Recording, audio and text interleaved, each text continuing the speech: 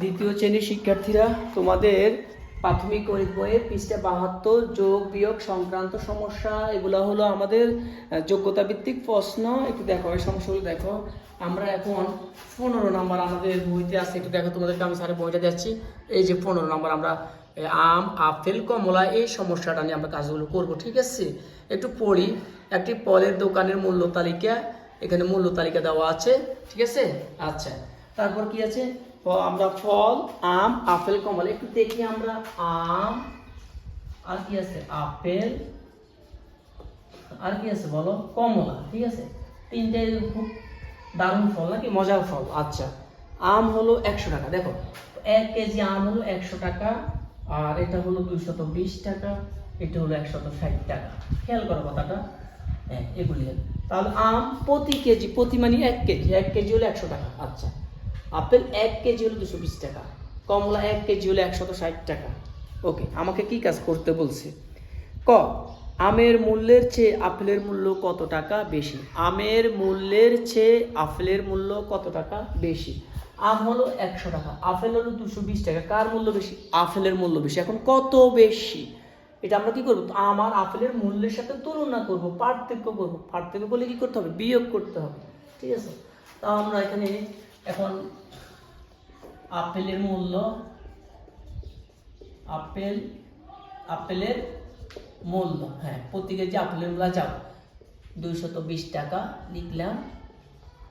এবার আসো আমের মূল্য কত?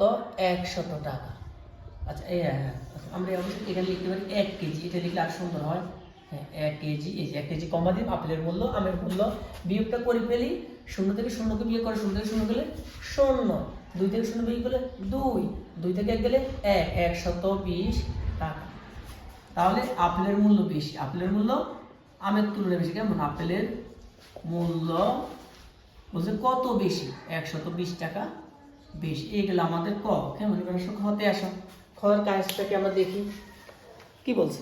ফলগুলোর মোট মূল্য গাণিতিক বাক্যে প্রকাশ করো।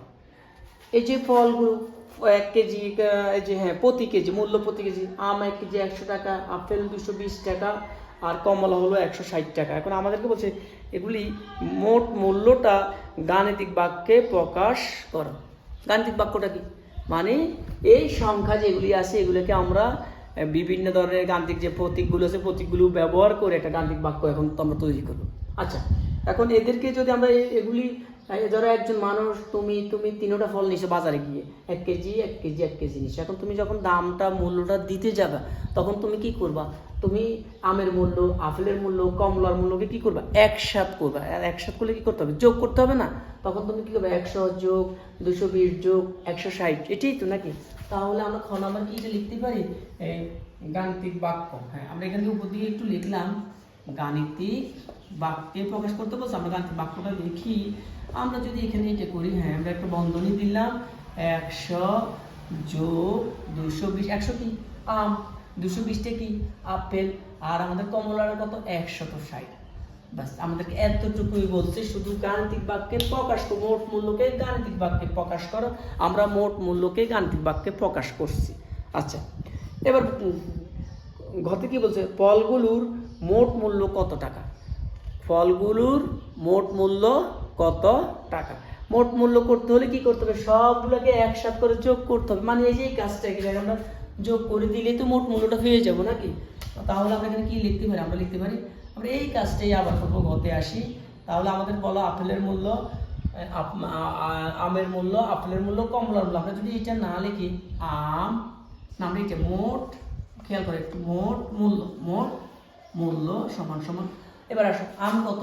100, আসো আপেল কত? 220, আর তোমার কমলা কত? 160 টাকা, ঠিক না? এগুলো সবগুলো তো টাকা। এখন আমরা যোগ করবো, পাশাপাশি যোগটা করতে হবে। পাশাপাশি একক 0 0 0, আমরা একটা 0 লিখলাম। 6, 6 এর সাথে 2 যোগ করো, 6 এর সাথে 2 যোগ করো 7 8, 8 এর সাথে 0 যোগ করো 8 8, 1 2 এর একে 3, 3 এর একে 4, 480 টাকা। 480 টাকা, ঠিক আছে? তাহলে কি হলো? কত টাকা হলো? 480 টাকা। 480 টাকা।